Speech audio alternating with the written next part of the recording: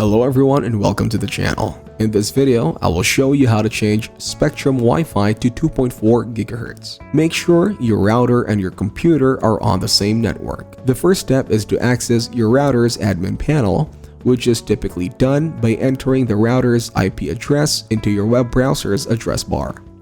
For Spectrum routers, you will find it on the back of the router or in the user manual. The default IP address is usually this or this one. Once you have entered the IP address, you will be prompted to enter your router's admin username and password.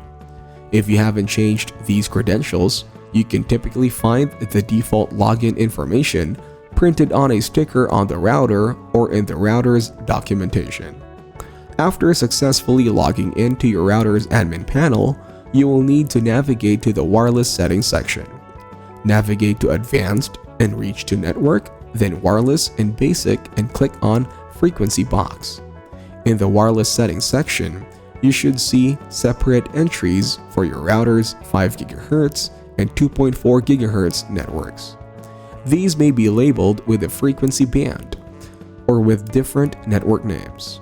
Once you have identified the 5 GHz and 2.4 GHz networks, you can adjust the settings for each one individually.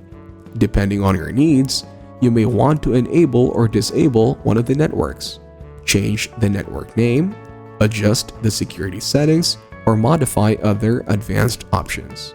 After making the desired adjustments to your router's frequency band settings, don't forget to save your changes before exiting the admin panel. This will ensure that your new settings take effect and persist even after a router reboot or power cycle. Thank you everyone for watching.